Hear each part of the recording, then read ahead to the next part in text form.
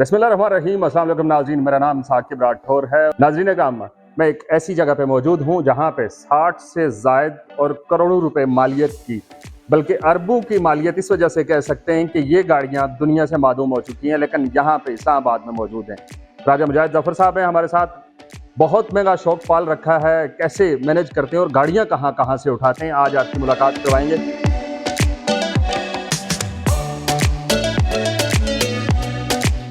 राय साहब, सबसे पहले तो आपका बहुत शुक्रिया, आपने वक्त दिया।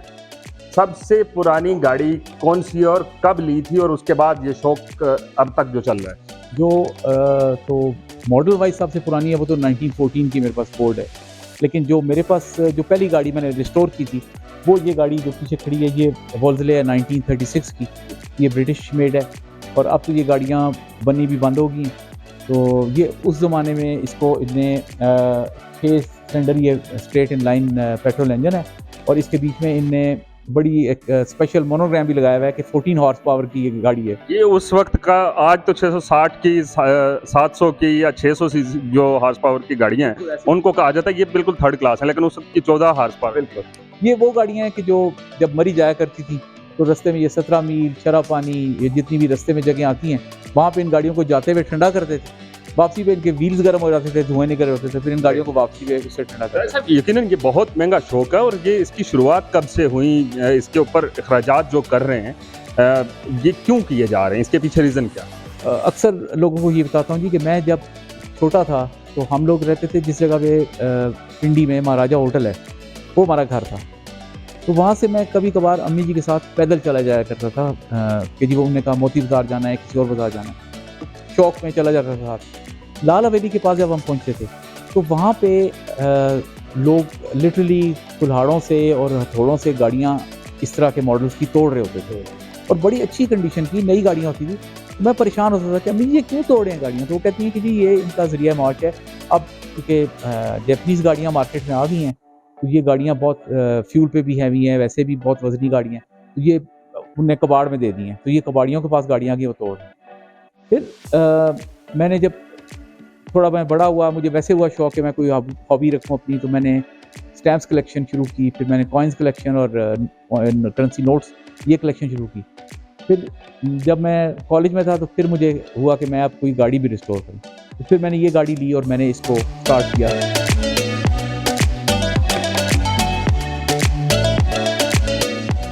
अब कितनी हो चुकी हैं गाड़ियाँ आपके पास? मेरे पास तकरीबन 40 प्लस में ही गाड़ियाँ हैं, लेकिन वो सारी यहाँ समा नहीं पाई। मैंने जब ये जगह बनाई थी तो मेरा ख्याल था कि ये जगह काफ़ी हो जाएगी।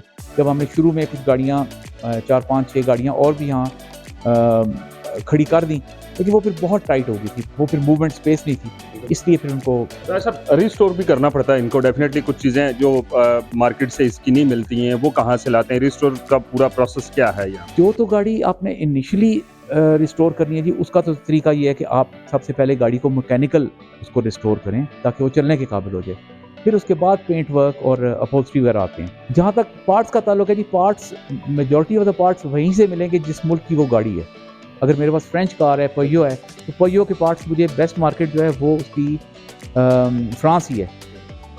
जो मेरी अमेरिकन गाड़ियाँ हैं, जैसे अब फोर्ड या विलीज़ की जीप्स हैं या फोर्ड मस्टैंग है या मेरे पास कुछ जीप्स्टर्स हैं विलीज़ के, उनका सामान मुझे अमेरिका से ही लाना पड़ता है, खुद जाना पड़ता है। खुद भी जाना पड़ता है। अब आसानी ये हो गई है कि अब इंटरनेट का दौर है, अब मैं यहाँ घर बैठे बैठे वो ऑर्डर कर देता हूँ, वो अमेरिका में किसी भी मेरे अजीज़ के घर, मेरी भतीजी हैं वहाँ पे, उनके पास वो डिलीवर हो जाता है। तो जब कोई आ जा रहा हो तो वो पार्ट्स मेरे पास आ जाते हैं। बिल्कुल ऐसा ही है। लेकिन जब ये गाड़ियाँ लेके रोड पे निकलते हैं तो क्या इनकी, जब एक गाड़ी है मस्टैंग खड़ी है, उससे लेके आखिरी गाड़ी आने तक के बारियां कैसे आती हैं, या डेली बेसिस पे लेके निकलते हैं या कभी कभार लेते हैं? बारियाँ इनकी ज़्यादा की जो बारियाँ हैं वो सर्दियों में आती हैं, क्योंकि सिवाय 2-3 गाड़ियों के बाकी सब में AC नहीं है। गर्मी में तो बड़ा मुश्किल हो जाता है इनको चलाना, अब ट्रैफिक ज़्यादा हो गई है।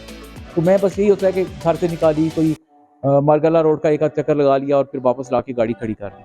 वैसे ही है कि अगर मैं कोई काम के लिए निकलूँ और मैं ये गाड़ी लेके निकलूँ तो फिर कई दफ़ा मैं तंग भी पड़ जाता हूँ कि लोग कोई इंटरव्यू लेना शुरू कर देते हैं, कोई पूछना शुरू कर देते हैं जी आप गाड़ी बेचते हैं, कुछ ऐसे है जो नहीं। तो गाड़ी में बैठने की भी ख्वाहिश का इजहार करते हैं लोग? कई आते हैं जी, मैं कभी किसी को मना नहीं किया, कहते हैं हमने फ़ोटो लेनी है, हमने बैठना है, कोई कहते हैं हमने दरवाज़ा खोल के साथ खड़े होना। मैंने कहा जी जैसे आपका दिल करे, मुझे उससे कोई फ़र्क नहीं पड़ता जी। अच्छा, क्या समझते हैं कि दुनिया में जहाँ पे इस तरह की पुरानी गाड़ियाँ हैं या पुरानी कोई भी चीज़ें एंटीक पीसेज हैं, उनको लेकर एक म्यूज़ियम तामीर किया जाता है और उसको गवर्नमेंट ऑन करती है। पाकिस्तान में ऐसा क्यों नहीं? क्योंकि ये जितने मॉडल्स आपके पास खड़े हैं, ये मेरे ख्याल से अब कंपनी के शो आउटलेट में होंगे, बाकी तो पाकिस्तान में किसी के पास नहीं। मैं दुनिया के जिस मुल्क में भी जाता हूँ जी, सबसे जो मेरी पसंदीदा चीज़ वहाँ होती है वो कार म्यूज़ियम्स ही होते हैं। आप ये कह लें 95% तो कार म्यूज़ियम्स वो हैं जो गवर्नमेंट ओन्ड हैं और गवर्नमेंट ने बनाए हुए हैं।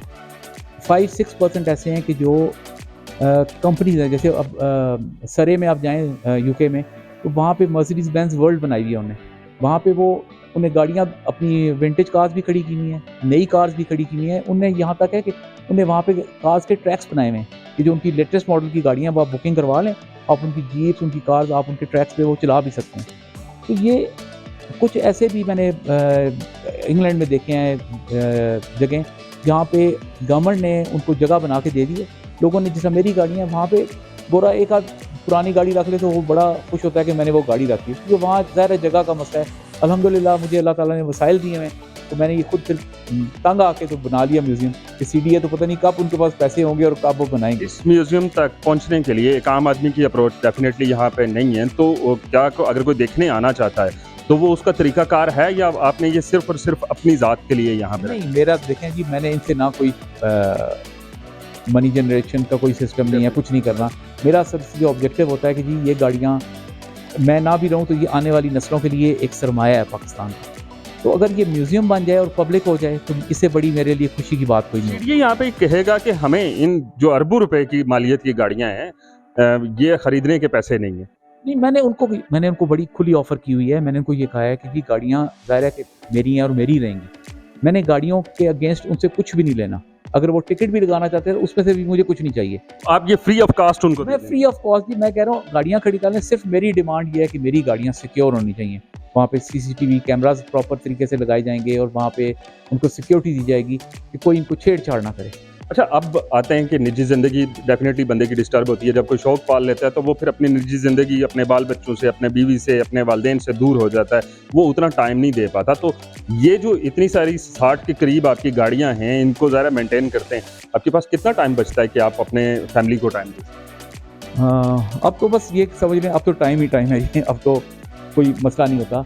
लेकिन जब साथ-साथ बिज़नेस भी देखना पड़ता था, बाकी मामलात भी देखने पड़ते थे, फैमिली को भी देखना पड़ता था।